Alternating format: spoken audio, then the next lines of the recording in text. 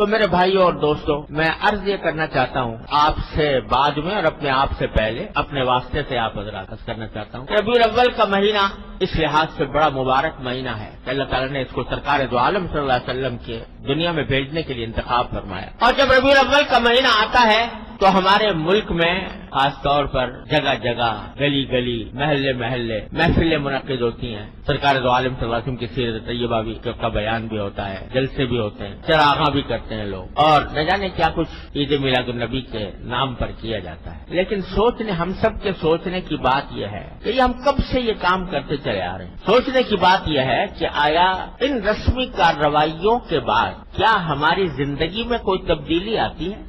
اتنے جلسے ہو گئے، اتنی تقریریں ہو گئی، اتنی محفلیں منعقد ہو گئی، اتنی نعتیں پڑھی گئی، اتنے درود و سلام ہوئے۔ الحمدللہ حضور اقدس صلی اللہ علیہ وسلم پر ایک مرتبہ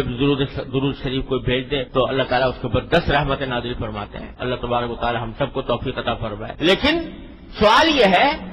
کہ یہ سب کچھ ہونے کے بعد کیا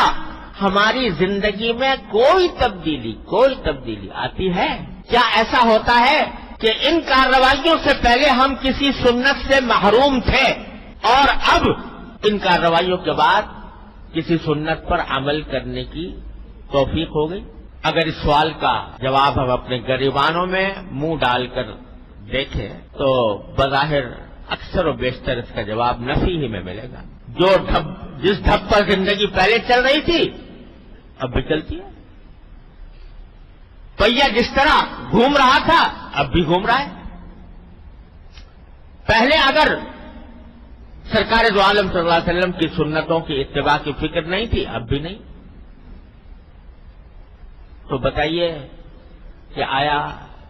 اس بات سے سرکار دو عالم صلی اللہ علیہ وسلم خوش ہوں گے کہ میری امت کے لوگوں نے میری تعریفیں تو بہت کر لی، لیکن کیا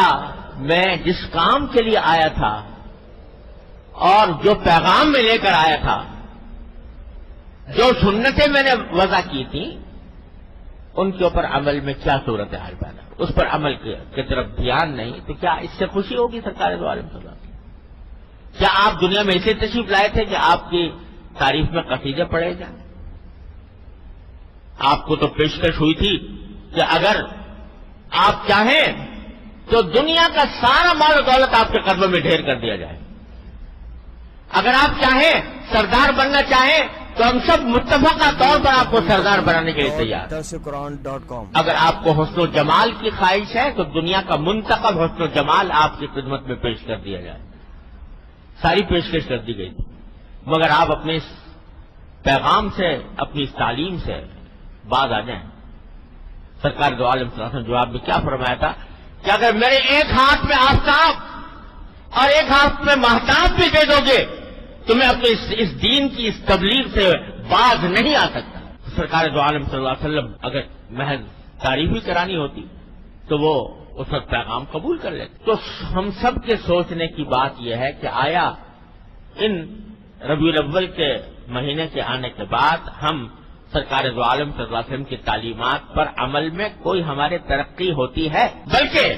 افسوسناک بات یہ ہے کہ حضور اقدس صلی اللہ علیہ وسلم کی سیرت طیبہ کے نام پر ہم وہ کام کرتے ہیں جو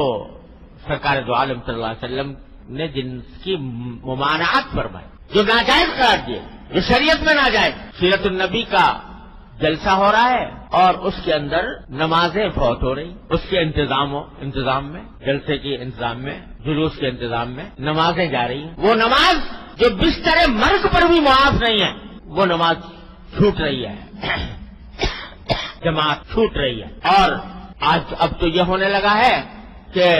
مخلوط مرد و عورت کی ملی جلی نشستیں سیرت النبی کے نام پر، مرد بھی ہیں اور عورتیں بھی بے پردہ بناؤ سنگار کر کے اس محفل میں موجود ہیں، جس کو مٹانے کے لیے سرکار دو عالم صلی اللہ علیہ وسلم تشریف لائے تھے، وہ حضور کے نام پر ہو رہا ہے۔ اور اب تو نعتیں، حضور اقدس صلی اللہ علیہ وسلم کی نعت اتنی زبردست فضیلت کی چیز ہے، سرکار دو عالم صلی اللہ علیہ وسلم کا ذکر مبارک، وہ نعت پڑھی جا رہی ہے اور موسیقی کے ساتھ پڑھی جا رہی ہے۔ جس موسیقی کے آلات کو آپ کو یہ فرمایا آپ نے کہ میں ان کو مٹانے کے لیے آیا ہوں، وہ نعتیں ہو رہی ہیں، حضور کی بظاہر تعریف بیان ہو رہی ہے اور میوزک کے ساتھ